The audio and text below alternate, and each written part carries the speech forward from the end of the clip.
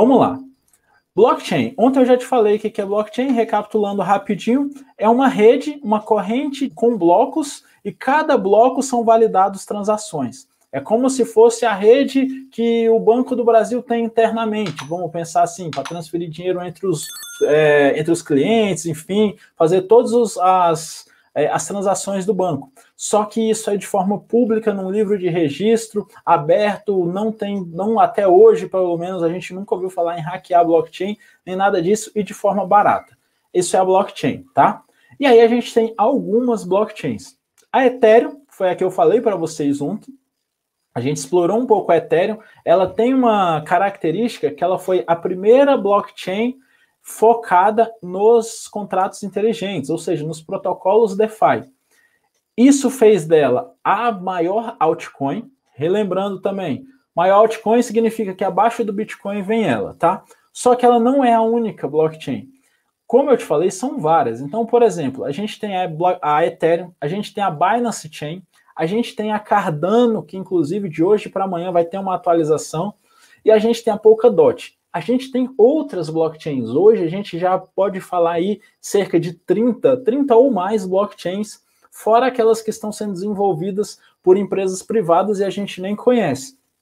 Mas essas 4 aqui, você vai entender por que eu foquei nelas. A Ethereum é a maior delas, a Binance Chain foi a que mais cresceu nesse último ano, a Cardano ela vem para ser essa Binance Chain junto com a Ethereum, junto com o Bitcoin, só que de uma forma muito mais barata, inovadora e descentralizada. E a Polkadot ela vem para ser uma blockchain do futuro, ainda mais veloz, ainda mais barato, com conceitos novos, tá? Mas eu não quero que você foque agora nesses conceitos das blockchains. Eu quero que você foque nas diferenças dela. É onde a gente vai, onde eu vou te mostrar aqui e você vai entender por que você precisa saber disso e como é que você vai fazer para não perder dinheiro, primeira coisa, não errar, e em seguida, como você vai aproveitar. Como eu te falei ontem, cada risco, cada asterisco, cada ponto aqui de melhoria é uma oportunidade para a gente ganhar dinheiro, tá? E aí, a primeira coisa aqui, cada blockchain tem uma rede. Quando eu falo em rede, é uma rede, pensa numa internet, tá? Vou lembrar uma coisa aqui para vocês. Quando lá na minha infância, pelo menos, tinham as lan houses. E nas lan houses a gente chegava lá, não sei se alguém aí é da época, se alguém for da época da lan house, fala aí, por favor. Lá na lan house, a gente chegava lá na lan house e, pô, eu quero jogar aqui o Counter-Strike, era o jogo da época. Não tinha internet, ou não tinha internet de qualidade que permitia a gente se conectar como hoje eu poderia. Hoje eu não mais jogo, mas eu poderia instalar os jogos aqui no meu computador e eu poderia jogar com pessoas em qualquer lugar do mundo. Na época não existia isso. O que existia? Você ia para a lan house, aqueles computadores eram conectados em rede, então vocês tinham que estar ali dentro daquela rede e ali vocês conseguiam jogar entre si, tinha aplicativo de chat que só funcionava ali dentro. Aquilo ali era uma rede fechada. Essa rede fechada traz a mesma ideia aqui da blockchain. Então é como se a Ethereum fosse uma lan house e a Binance Chain fosse outra lan house, tá? Então dentro daquela lan house tem a sua rede específica. No caso da Ethereum é a rede ERC20.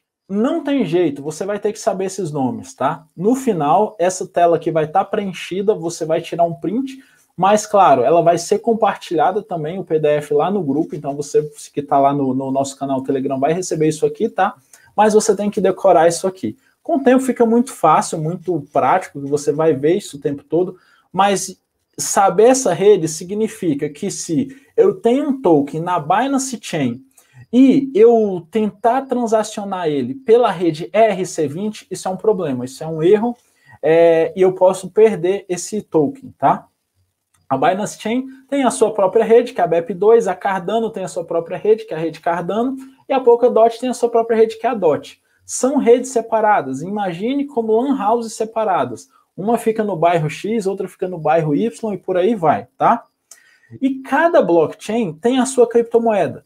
E aí aqui vale a gente dar uma pausa para explicar a diferença entre criptomoeda e token. É outra coisa que você não pode se enganar, tá? Entenda por criptomoeda a moeda nativa de uma blockchain. Ou seja, na Ethereum só tem uma criptomoeda. Tem vários tokens, mas só tem uma criptomoeda. Se eu quiser criar hoje, voltando aqui, eu tenho meu escritório de contabilidade, eu quero criar uma criptomoeda para ele. Para que essa criptomoeda seja de fato uma criptomoeda no conceito da palavra, eu teria que criar minha própria blockchain. Se eu for criar a minha moeda dentro da Cardano, por exemplo, ela não é uma criptomoeda, ela é um token.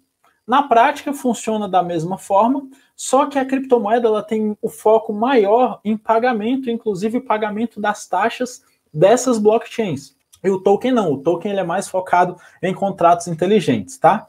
E aí na Ethereum a gente tem o ETH, o Ether, na Binance Chain a gente tem o BNB, na Cardano a gente tem a ADA, na Polkadot a gente tem a DOT. Então aqui já surge a primeira oportunidade. Se eu acredito, por exemplo, no protocolo da Cardano e que vão se desenvolver vários tokens dentro desse protocolo da Cardano, isso significa que automaticamente a criptomoeda da Cardano ela vai se valorizar. Pode ser que a variação não seja paralela, ou seja, pode ser que tenha um tokens ali dentro valorizando, enquanto a ADA Cardano, que é a ADA, que é a criptomoeda deles, esteja desvalorizando.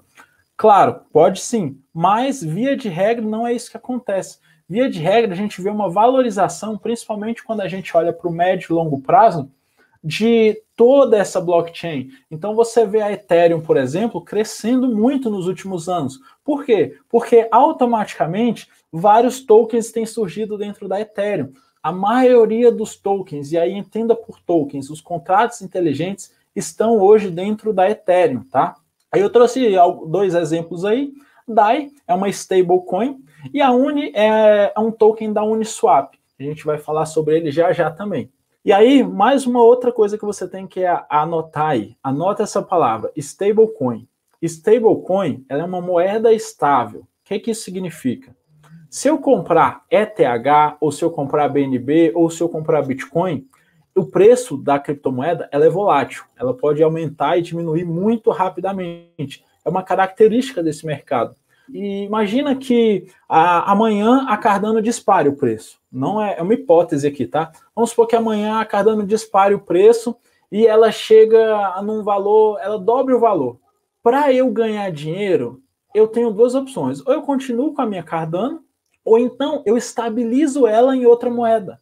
E aí, como é que eu estabilizo uma criptomoeda numa moeda estável? Transformando ela numa stablecoin. Essa stablecoin, obrigatoriamente, ela é lastreada em um valor monetário, tá? No caso, essa DAI, por exemplo, ela é lastreada em dólar. Um DAI vale $1. Então, eu transformo minhas moedas em DAI aqui na Ethereum e pronto, eu estou tranquilo. Eu sei que eu tenho, por exemplo, $5.000 e pode o mercado variar para cima ou para baixo que eu terei os meus $5.000, tá? Seguindo aqui, falando sobre tokens, na Binance Chain a gente vai ter a stablecoin da Binance Chain e outros projetos como a Cake e a XRP. Na Cardano a mesma coisa, e aí falando um pouco sobre oportunidades desse mercado, a Cardano está mostrando uma oportunidade gigante agora para a gente. Eu te falei que a Ethereum tem 2 anos. A Ethereum tem 2 anos que surgiu o contrato inteligente. Ele não se provou no tempo ainda, ou está se provando no tempo agora.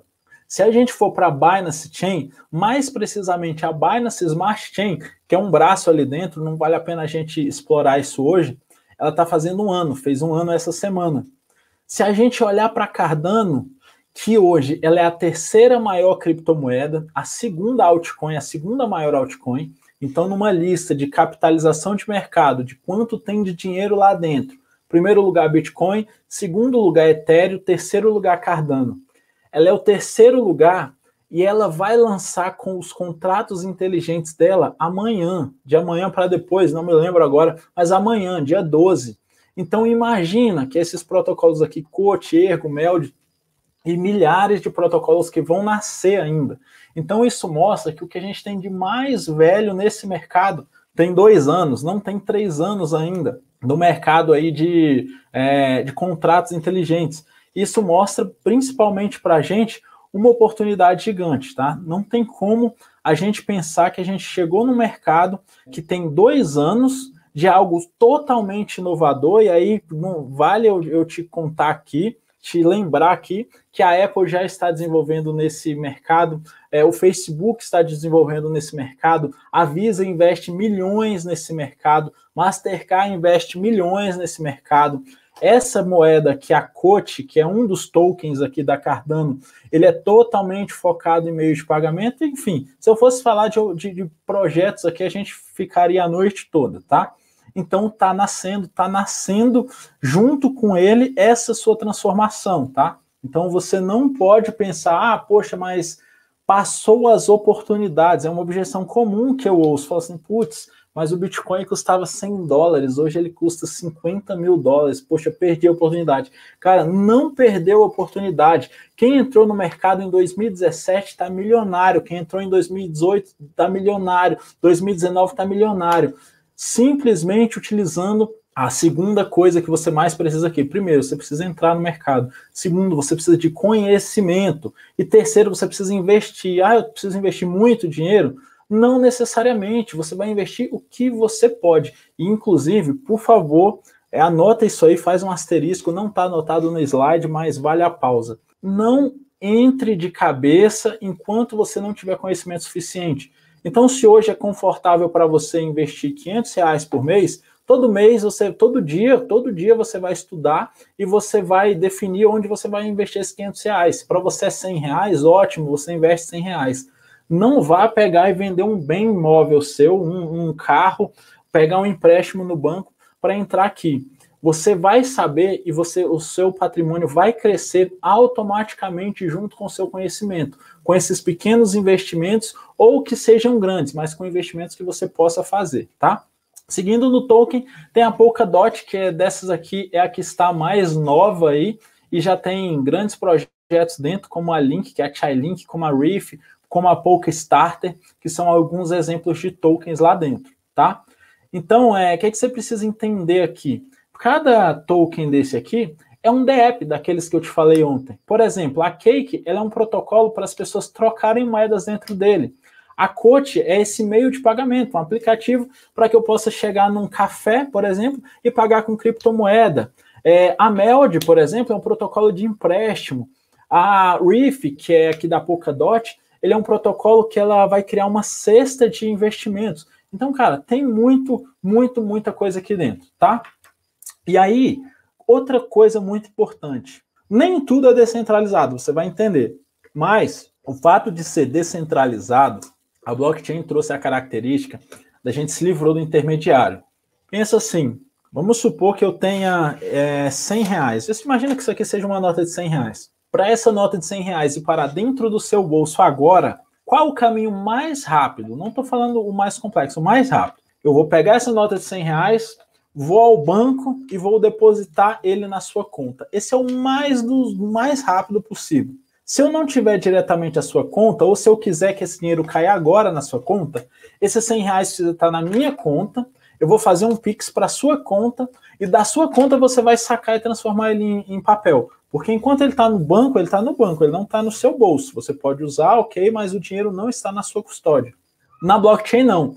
Eu consigo enviar esses mesmos R$100 de dentro da minha carteira, e aí essa carteira é a wallet aqui, que a gente vai falar agora, para a sua carteira ir agora no seu celular. Nesse exato momento, em questão de, se a gente for olhar para a Polkadot, por exemplo, em questão de menos de minuto, você recebe aí o seu dinheiro. Esteja você aqui em Brasília, que é onde eu moro, esteja você em São Paulo, esteja você lá na Inglaterra, como foi o caso de 2 comentários que eu recebi ontem, da Maria e do... Desculpa se eu errei o nome, mas do David, que estão acompanhando a gente lá da Inglaterra. Então imagina, eu posso enviar para eles lá, nesse exato minuto, sem intermediários. Isso é possível graças à wallet.